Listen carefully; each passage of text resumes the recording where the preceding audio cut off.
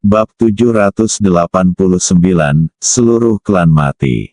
Seluruh klan sudah mati. Ketika Ye Guan mendengar ini, dia langsung bersemangat. Tanpa ragu-ragu, dia langsung memotongnya dengan tangannya. Tertawa, kepala Xuan Ming langsung terbang. Darah itu seperti pilar. Dan jiwanya diserap oleh pedang King Xuan dalam sekejap. Hapus sepenuhnya. Ye Guan mendongak dan melihat ke dalam kehampaan. Seorang lelaki tua berjubah datang melalui kehampaan. Aura yang kuat terus melonjak dari tubuhnya seperti gelombang.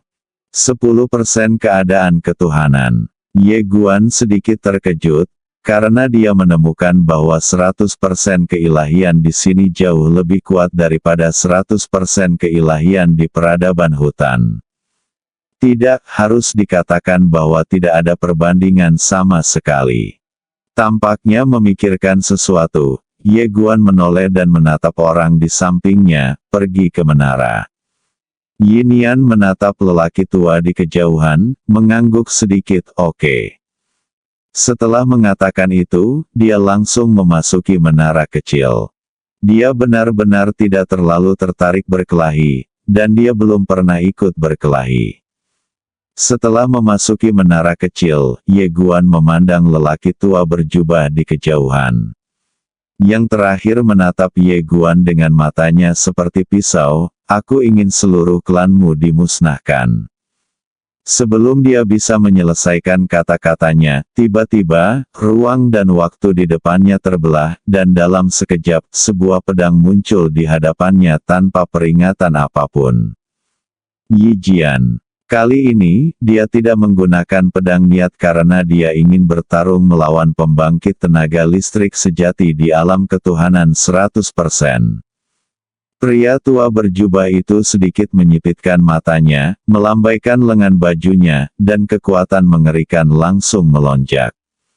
Bang! Pedang niat langsung terlempar, tapi saat berikutnya, pedang niat yang tak terhitung jumlahnya menebas keras dari atas kepalanya.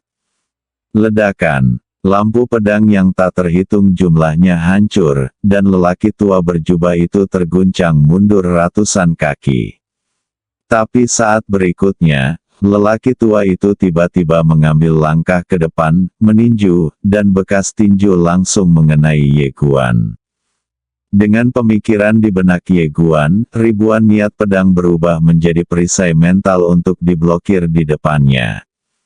Bang! Ketika segel tinju tiba, perisai mental langsung hancur, dan kekuatan yang kuat langsung mengguncang Ye Guan kembali ke tanah.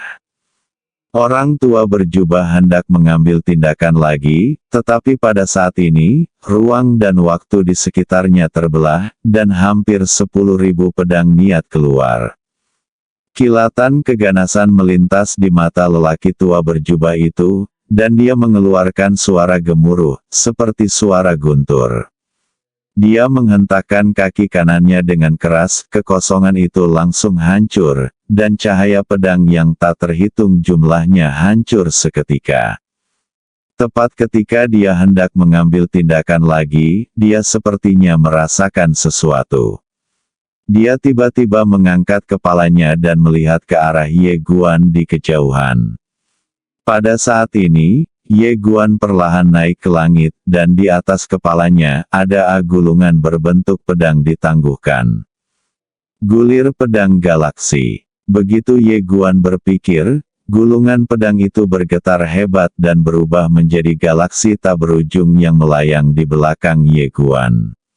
Saat berikutnya, energi pedang bintang tak berujung ditembakkan dari galaksi.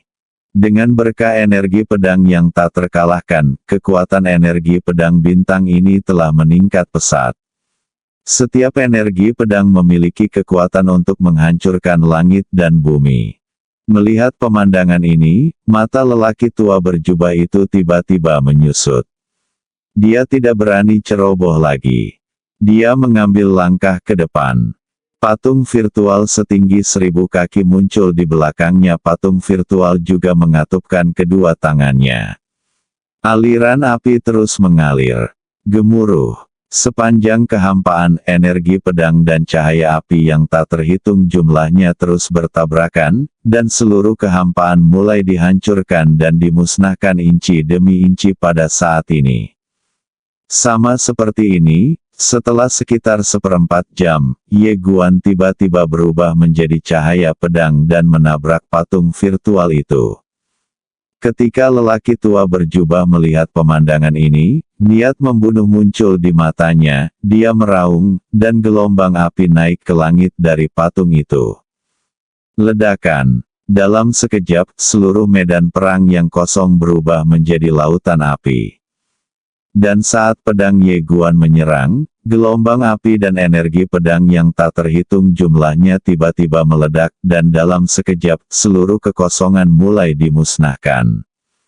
Dan Ye Guan dan lelaki tua berjubah juga mundur dengan kasar di saat yang bersamaan. Setelah mundur hampir puluhan ribu kaki, Ye Guan berhenti. Setelah dia berhenti, tubuhnya lemas dan dia hampir terjatuh. Konsumsi pengaktifan Galaxy Sword Scroll terlalu besar. Terlebih lagi, kekuatan lelaki tua berjubah itu terlalu kuat, sehingga tubuhnya tidak tahan lagi. Pada saat ini, tubuhnya sepertinya telah terkuras habis, dan bahkan jantung kehidupan dan pohon suci alam aga tidak dapat pulih. Ye Guan perlahan mengangkat kepalanya dan melihat ke kejauhan. Pria tua berjubah itu tidak dalam kondisi baik saat ini.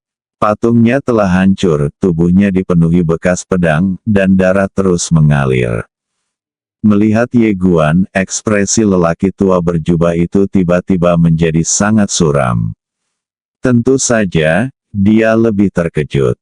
Pendekar pedang muda di depannya hanya berada di tingkat keilahian kedua, tetapi kekuatan tempur lawannya sangat menakutkan. Ini terlalu tidak normal. Dia tahu bahwa dia telah meremehkan musuh. Pada saat ini, lelaki tua berjubah itu mengerutkan kening karena dia menemukan bahwa tubuh Ye Guan sedang menyembuhkan dirinya sendiri dengan kecepatan yang mengerikan. Pria tua berjubah itu sedikit menyipitkan matanya dan perlahan mengepalkan tangan kanannya. Di kejauhan, Ye Guan tersenyum dan berkata, "Ayo kita bicara." Orang tua berjubah berkata dengan galak, ingin menunda waktu. Setelah mengatakan itu, dia tiba-tiba berubah menjadi cahaya hitam dan menghilang dari tempatnya. Meskipun dia merasa tidak enak badan, Ye Guan tidak peduli dengan hal lain saat ini. Dia gemetar dan berubah menjadi cahaya pedang untuk membunuh lelaki tua berjubah itu. Tertawa, suara robekan yang tajam dan menusuk telinga tiba-tiba terdengar. Tak lama kemudian, keduanya bertarung bersama lagi. Tempat terlarang yang misterius. Seorang lelaki tua berpakaian karung tiba-tiba muncul di depan area terlarang. Ia hendak melangkah maju ketika seorang lelaki tua berambut putih tiba-tiba muncul tak jauh di hadapannya. Orang tua berambut putih itu terkekeh, "Tai Ananda, kamu tidak boleh memasuki tempat ini." Orang tua berpakaian karung bernama Tai Ananda memandang sekilas ke orang tua berambut putih itu dan berkata, "Xuanze, saya ingin bertemu dengan cendekiawan tertinggi." Xuanze mencibir, "Apakah menurutmu itu mungkin?" Tai Ananda menatap Xuanze tanpa berkata apa-apa. Xuanze tertawa kecil, lalu berkata, "Tai Ananda, sejujurnya, bocah pembudidaya pedang itu tidak ada hubungannya dengan klan Taiamu, jadi mengapa kamu menjadi musuh klan Xuan kami karena dia?" Tai Ananda tidak memiliki ekspresi di wajahnya, "Bukankah itu berarti klan Xuanmu berkomplot melawan klan Taiaku terlebih dahulu?" Xuanze mengangkat bahu dan berkata sambil tersenyum, "Tidak ada cara lain." "Siapa yang menyuruh ajiangmu bodoh?" Tai Ananda tetap diam. Xuanze berkata sambil tersenyum, "Jangan marah, kamu juga tahu bahwa saya orang yang lugas dan suka mengatakan yang sebenarnya, haha." Tai Ananda perlahan menutup matanya, tapi tidak bergerak, juga tidak pergi. Xuan Ze mengangkat kepalanya dan menatap ke langit di kejauhan, lalu tersenyum dan berkata, pada saat ini, anak laki-laki pembudidaya pedang seharusnya tidak memiliki tulang yang tersisa. Tai Ananda masih tidak berbicara. Xuan Ze hendak berbicara. Pada saat ini, sesosok hantu tiba-tiba muncul di samping Tai Ananda. Bayangan itu membisikkan sesuatu. Tai Ananda tiba-tiba membuka matanya. Dia menatap Xuan Ze dan berkata, setelah 2 hari tipuan. Setelah mengatakan itu, dia berubah menjadi cahaya hitam dan menghilang. Melihat Tai Ananda mengambil tindakan, wajah Xuan Ze langsung menjadi gelap dan ada sedikit kekhawatiran di matanya. Apakah situasinya berubah? Di sisi lain, seorang lelaki tua dan seorang gadis sedang menyaksikan pertarungan antara Tai Ananda dan Xuan Ze. Orang tua itu mengenakan jubah Cina, janggut dan rambutnya semuanya putih, dan dia tampak baik hati. Wanita itu berusia 28 tahun dan memiliki keanggunan yang tiada taraf. Orang tua ini adalah Xiuluo Xiao, pemimpin klan Sura saat ini. Xiuluo Xiao tersenyum dan berkata, nak, menurutmu mengapa orang Taya melakukan ini? Wanita itu berkata dengan tenang, klan Xuan berkomplot melawan klan Taya terlebih dahulu, dan klan Taya sedang membalas dendam. Xiuluo Xiao memandang wanita itu dan berkata sambil tersenyum, apakah kamu juga ingin menyembunyikan kecanggunganmu dari kakek? Wanita itu terdiam. Sedikit kerumitan muncul di mata Xiuluo Xiao. Kakek tahu bahwa kamu telah dikucilkan dalam keluarga sejak kamu masih kecil karena masalah kelahiran, jadi kamu bertindak hati-hati. Kakek bisa mengerti. Wanita itu menurunkan alisnya dan tidak berbicara. Sura Xiao melanjutkan, sejak sepupumu meninggal saat masih bayi, suku lain telah menunggu suku Sura kita benar-benar menurun. Sayangnya, mereka ditakdirkan untuk kecewa. Setelah mengatakan ini, dia melihat wanita di depannya. 100% ilahi. Pada usia 19 tahun, dia berada pada tingkat ketuhanan yang ke-10, dan dia akan memasuki jalan mandiri. Bakat seperti ini sangat langka bahkan di seluruh peradaban Shuro. Sangat disayangkan karena masalah kelahiran, wanita tersebut dikucilkan dalam keluarga sejak dia masih kecil.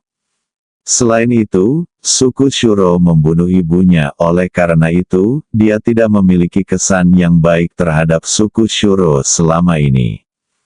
Untungnya, masih ada peluang untuk menyelamatkannya. Wanita itu tiba-tiba berkata, anak laki-laki pembudidaya pedang itu tidak sederhana.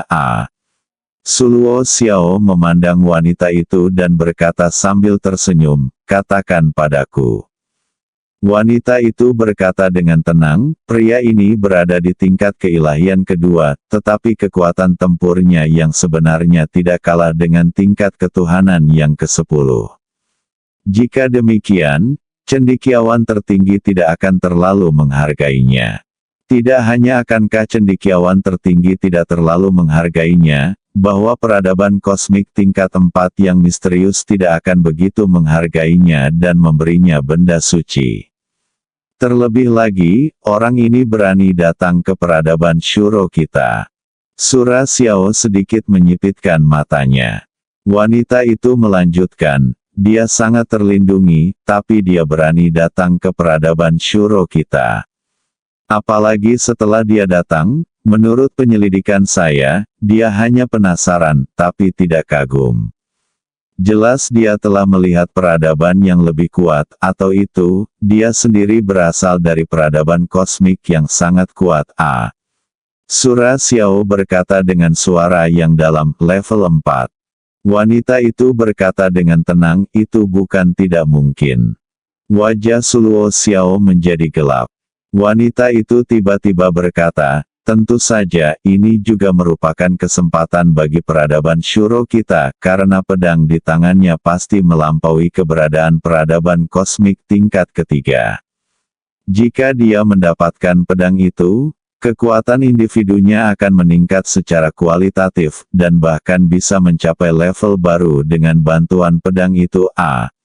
Sura Xiao mengerutkan kening. Wanita itu melirik kedua orang yang masih bertarung di kejauhan, lalu berkata, peradaban Shuro punya dua pilihan.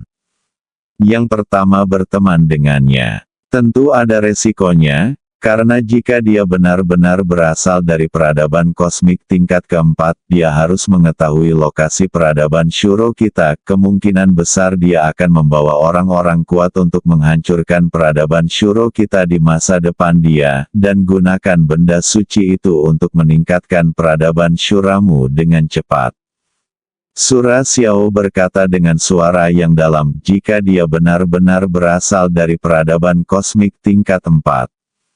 Wanita itu berkata dengan tenang, kalau begitu dia harus dibunuh lebih banyak lagi.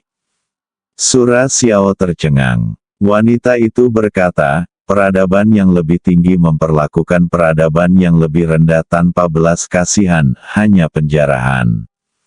Sura Xiao terdiam. Mata wanita itu perlahan tertutup dan dia berhenti bicara.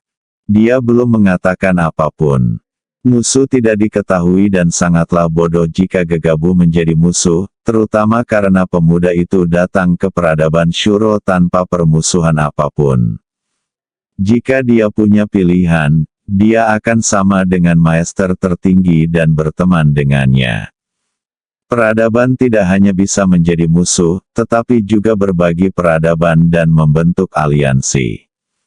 Tapi dia tidak akan mengingatkan lelaki tua di sebelahnya. Peradaban Shuro hancur. Bukankah itu hal yang sangat bagus? Babak 790, Penjaga Ilahi Shuro. Artefak peradaban kosmik tingkat keempat. Suluo Xiao terdiam dan matanya berkedip. Jika benda suci tersebut jatuh ke tangannya, kekuatannya akan mencapai tingkat yang baru. Dapat dikatakan bahwa benda ketuhanan yang ditekan oleh dimensi dapat membuatnya tak terkalahkan di bawah peradaban kosmik tingkat keempat.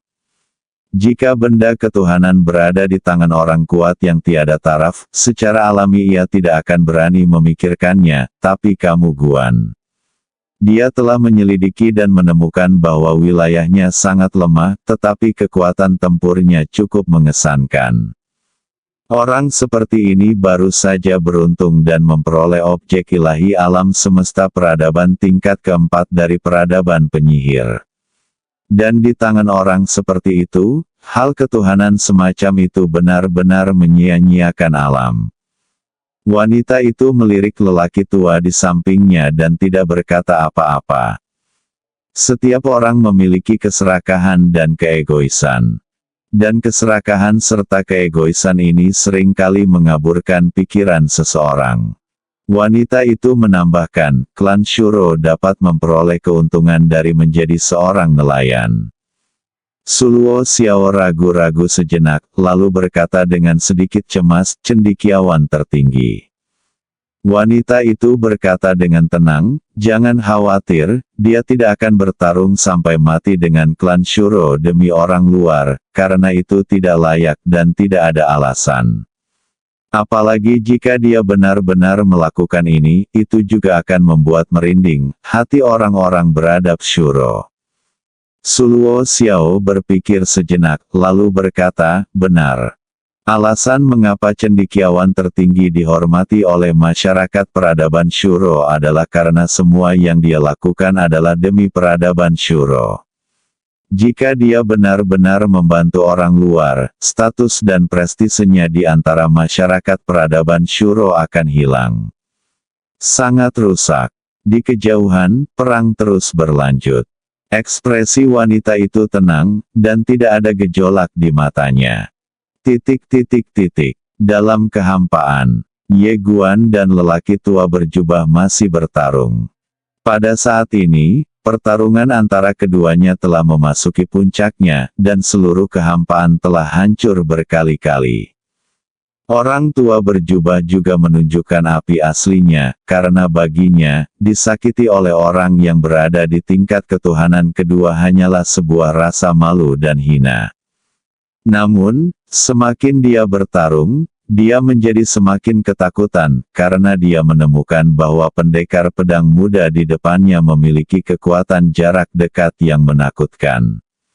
Melawan kesadaran. Kesadaran bertarung dari pendekar pedang muda ini benar-benar menekannya. Anak laki-laki ini baru berusia 20-an, bagaimana dia bisa memiliki kesadaran bertarung yang begitu menakutkan? Lelaki tua berjubah itu kaget sekaligus bingung. Hal yang paling menakutkan adalah kecepatan pemulihan diri dari pendekar pedang muda ini. Kecepatan pemulihan diri ini sungguh tidak normal. Dia tidak bertarung secepat lawannya bisa pulih. Bagaimana cara melawannya? Saat ini, lelaki tua berjubah itu tahu bahwa tidak ada yang bisa dia lakukan terhadap pendekar pedang muda di depannya. Tidak hanya itu, tapi jika dia terus bertarung seperti ini, nyawanya sendiri akan dalam bahaya. Terlebih lagi, tidak baik baginya untuk menyeretnya keluar seperti ini.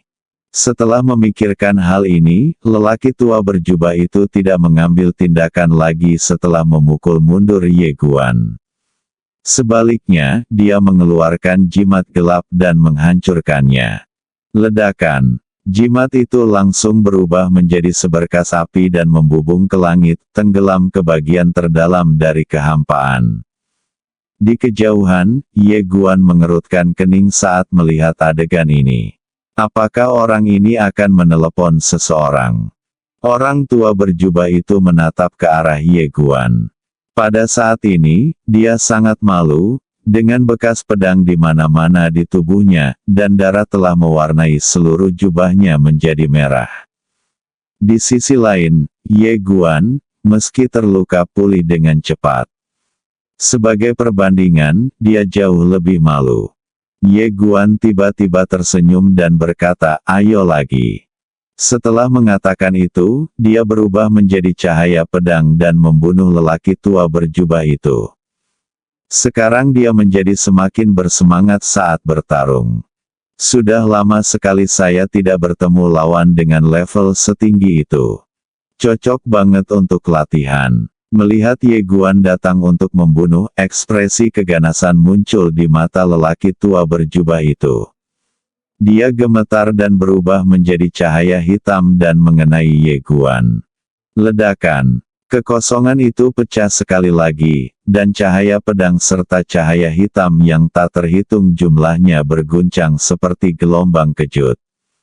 Segera cahaya pedang dan cahaya hitam yang tak terhitung jumlahnya muncul di seluruh kehampaan.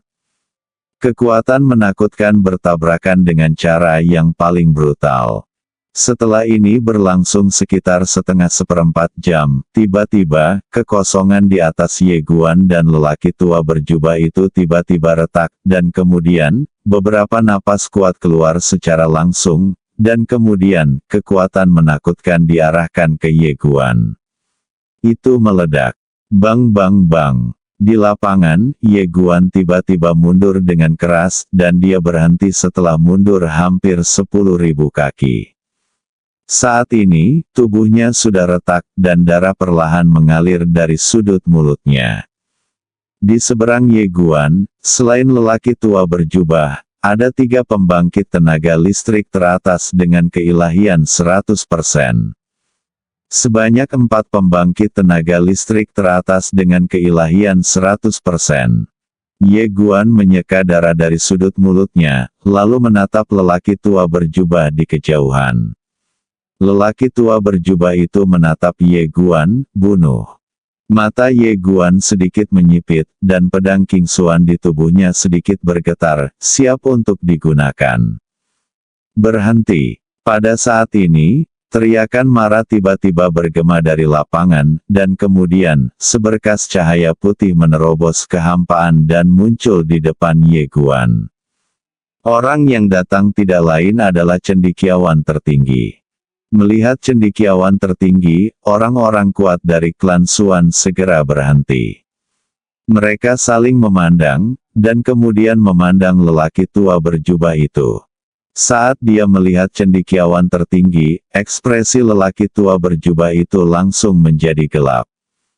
Cendekiawan tertinggi menatap dingin pada lelaki tua berjubah itu, "Xuan Huang, apa yang kamu lakukan?" Xuan Meng sedikit mengepalkan tinjunya, dan kemudian berkata, "Cendekiawan tertinggi, orang ini membunuh pewaris klan Xuan saya, Xuan Ming, dan saya ingin membawanya kembali ke klan Xuan." Lancang! Cendekiawan tertinggi tiba-tiba berteriak dengan marah, "Saya sudah tahu segalanya. Andalah klan Xuan, yang dengan paksa membawa Tuan Ye ke sini untuk membunuhnya. Namun, pewaris klan Xuan Anda lemah dan dibunuh olehnya. Ini sepenuhnya salahmu sendiri." Wajah Xuan Huang tampak sedikit jelek. Cendekiawan tertinggi menatap Xuan He dengan ekspresi dingin, "Tidakkah kamu, klan Xuan, tahu bahwa dia adalah tamu undanganku?" Saat Xuan Huang hendak berbicara, cendekiawan tertinggi bertanya lagi, "Mengapa Anda, klan Xuan, begitu mengabaikan saya?" Wajah Xuan Huang sangat jelek, dia ingin mengatakan sesuatu yang kuat, tapi dia tidak berani mengatakannya. Maester tertinggi. Dari segi level, apalagi dia, bahkan kepala klan Xuan pun tidak setinggi dia. Maester, ini serius, Pada saat ini, suara kuno tiba-tiba terdengar dari kehampaan, dan kemudian, seorang lelaki tua berjalan perlahan dari kedalaman kehampaan di kejauhan. Xuan Zhang. Sekarang kepala klan Xuan. Melihat pengunjung itu, Xuan Huang merasa lega. Jika pemimpin klan tidak datang, dia benar-benar tidak akan berani melakukan kesalahan di depan ulama tertinggi. Melihat Xuan Zong, Xinyu menatapnya dengan dingin dan berkata, "Xuan Zhao, apakah ini yang kamu maksud?" Xuan Zhao tersenyum tipis, "Sarjana, Anda telah salah paham. Saya benar-benar tidak tahu apakah mereka melakukan hal-hal ini, tapi, jika saya mengetahuinya, saya juga akan mendukung mereka dalam melakukan ini." Xinyu sedikit menyipitkan matanya, dan tatapannya perlahan menjadi dingin. Xuan Zhao tersenyum dan berkata, "Sarjana, tolong jangan marah.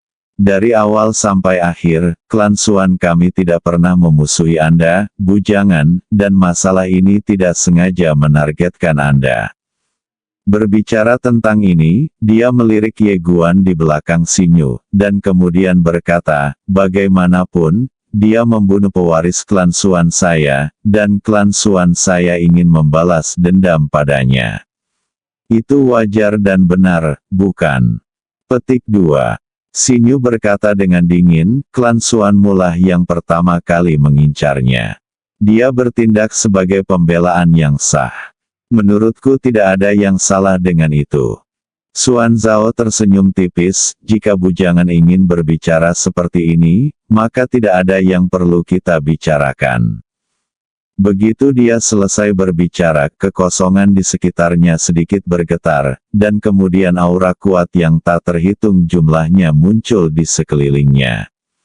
Xinyu tiba-tiba tertawa, "Kenapa klan Xuanmu ingin membunuhku juga hari ini?" Xuan Zhao menggelengkan kepalanya, "Jangan berani. Bujangan, target kita hanya anak laki-laki itu. Anak laki-laki itu tidak ada hubungannya dengan bujangan.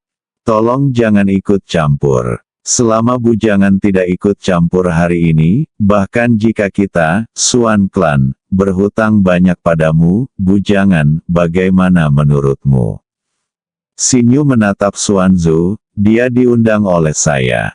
Saya tidak akan pernah membiarkan dia menimbulkan masalah di peradaban Shuro. Anda, klan Xuan, dapat mencobanya hari ini." Mendengar ini, ekspresi Xuan Zhao berangsur-angsur menjadi suram. Sejenak suasana di venue menjadi sedikit mencekam. Meskipun ada orang-orang dari klan Xuan di sekitar, tidak ada sedikit pun rasa takut di wajah Xinyu. Wajah semua orang kuat di klan Xuan sedikit jelek.